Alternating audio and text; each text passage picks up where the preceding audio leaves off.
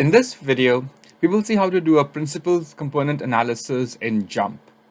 Now, principal component analysis is a method of reducing the dimensions of your data. For example, here we have data on a variety of serials. We have 16 columns. One of them is just a name. Then we have manufacturer, which is a text column. And then is it a hot or cold type? So we have 3 of these columns which are qualitative. But then we have 13 other columns which contain numerical information about these serials. And suppose we were running a machine learning model, we wanted to include the various features of these serials. If we include all 13, then we can have multicollinearity, and we can also have unnecessary variables that we do not really want to have. Now, a principal component is a way in which we can synthesize the information contained in these numerical variables into a smaller set of variables. So to motivate the idea behind principal component, let's work with 2 variables. Suppose we want to combine calories and ratings into maybe one new variable which will capture bulk of the information contained in these 2 variables. So the method we will use for this is the principal component analysis. To do that, we can go to Analyze, then Multivariate Methods, and then Principal Component. Then we include our Y variables that we want to combine. So in our case, we want to combine calories and we want to combine ratings. So I'm going to move them to our Y. Now, just to illustrate, the default is that all these variables are converted to z-scores or are standardized. Let's say that we want to just have unscaled. Unscaled would mean that they're not divided by the standard deviation, but they're still centered. That means that they're subtracted by the individual means. So then we click OK. And this is our output.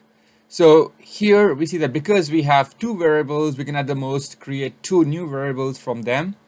The first variable that we create has 86.3% of the variation, as we can see here, that component 1 has 86.3% of the information contained between ratings and calories, and component 2 picks up the remaining 13% of the variation. We can also look at these in detail. I'll click on the little red arrow and I'll click on eigenvectors. Eigenvectors show us the weights that each of these variables has in each of the components. So in the first principal component, rating, calories will enter with the weight of 0.84 and ratings will enter with the weight of minus 0.53. And then in the second principal component, calories enter with the weight of 0.53 and ratings enter with a weight of 0.84. Now, what does that mean? If I were to create a new principal, new variable for component 1, I would, for the first serial, which in this case is 100% bran, I would construct this by multiplying my weight, which we said was 0.847, with 70 minus the average calories in my data set, and then I would add, or in this case, minus 0.53 times the rating score, which is 68.40 minus the average rating. So this would be my first component, and I would keep doing that for the second and the third serial, so forth. So in the second serial, we would do 0.84, which is what we have here, times 120 minus the average calories, and then minus 0.53. And then we look at the value of ratings for the second serial, which would be 33.98 minus the average rating score. So this is how we construct the first principal component, and then similarly we can construct the second principal component applying these respective weights to our serials. Another way in which we can see how much information in our data set, which in this case is calories and ratings, is contained by these principal components. We can go to the little red arrow, and then this time we'll request eigenvalues, even though we got them with our result as well. This kind of gives us more clarity. So let's say that the total variation between these two principal components is the sum of these two eigenvalues of this principal component 1 is capturing 86.3% of the information that the data contains, and then the next principal component is capturing 13.68% of the information contained in the data. So if we were to include just component 1, we would synthesize calories and ratings into one variable, let's say, and that one variable we choose is component 1, then we would be capturing 86.3% information contained in the combination of these two values. Now, why couldn't we have just chosen one of those two instead of creating this new principal component? Well, to see this, we can see how much total information is captured by each of these individual variables. So to see that, we can look at the covariance matrix. To obtain the covariance matrix between ratings and calories, we can go to Analyze, Multivariate Methods, Multivariate this time, and then we'll move in our calories and ratings to our Y. It will give us the correlation coefficient, which is not the covariance. Correlation coefficients are derived from covariance. To obtain covariance, we can again click on this little red triangle and then click on the covariance matrix. So what this tells us is that the variance of calories is 379.63 and the variance of ratings is 197.32. So the total variation in our data is 379.6 plus 197.32. And then we can now calculate the share of each of these individual variables in our total variance. We can bring this into Excel. So I'll just copy this table, move it in Excel.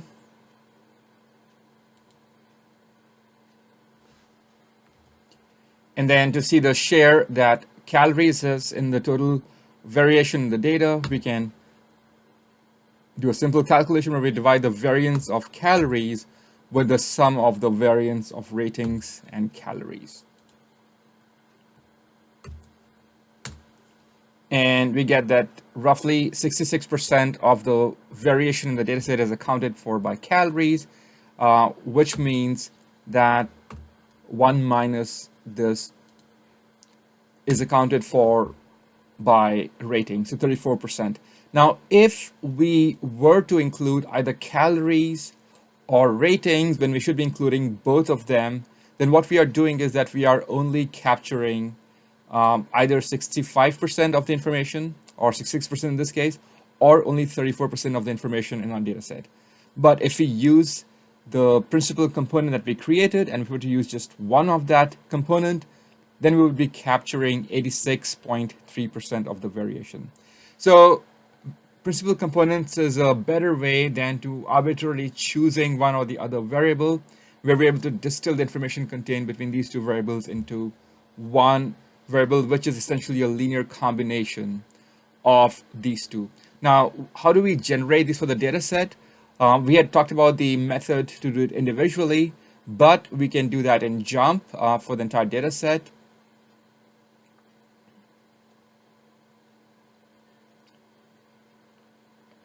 We go save columns, and then we say save principal components. And in this case, we can just save 2, because we have now the number of components generated will be same as the number of variables we are starting with. So in case we want to save both the components, we save 2. And then if you look at our data set or data table, here we have created our component 1 and component 2. So we could just include component 1 instead of including either rating or calories, and we would still get, as we saw, 84% of the information. Now, this works when we have 2 columns, but we can extend this analysis to include all of our 13 columns. So I'm going to delete these 2 columns, and then we'll start again. You can go to Analyze, multivariate methods and principal component. And this time we will include all our qualitative or quantitative variables. We will again, just to cheat the process a little bit, we'll work with unscaled instead of standardized values. In this case, we get as many components as in the data set. The first principal component that we get, we can see, is capturing close to 60% of the information contained in the data. The next one, close to 40. To see these actual shares, I can request eigenvalues. And we see that the first principal component out of these 13 is able to capture 55% of the information. The second one contributes 37. So cumulatively, they both are capturing 92% of the information in the data set. And then the third one captures additional 3.8. So between the first three principal components, we've got 96% of information captured. And if we go to 4, we've captured almost 99% of the information in the data set. But what are these components and what does it mean by that? So we can see actually how much each of these individual variables contribute to the individual components. And to see that, we go to the little red arrow and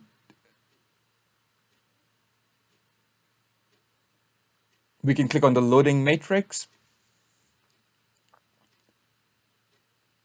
This tells us for the first principal, sodium is loaded very heavily. So out of the total weight in this 0.99 goes to sodium. So this is essentially capturing the amount of sodium.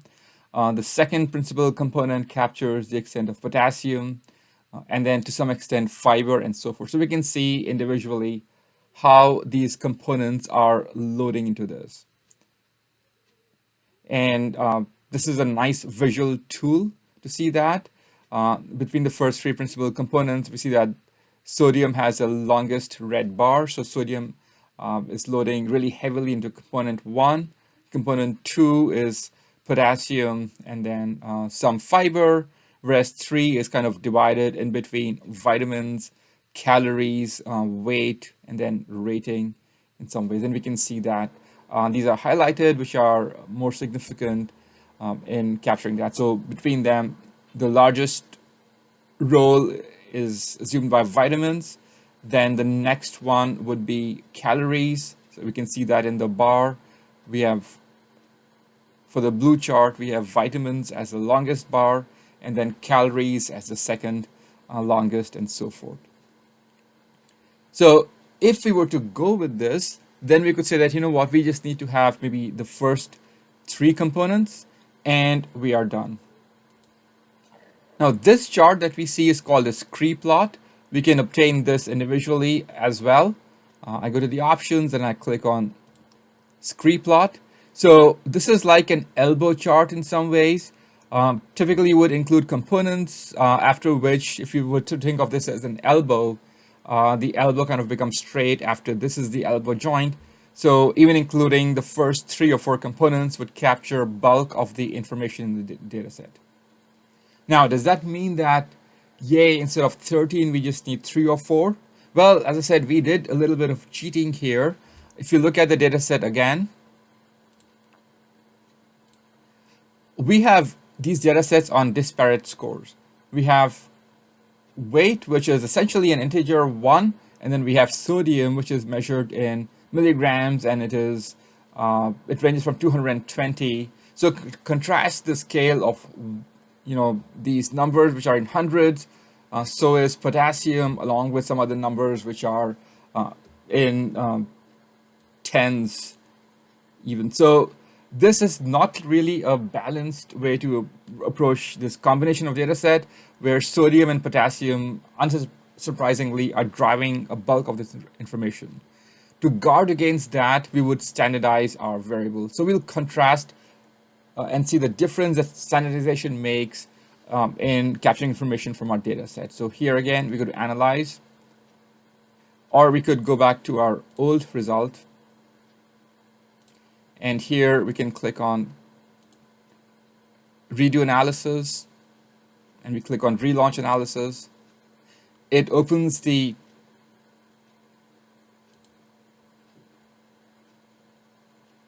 we can click on redo, and we can click on relaunch analysis.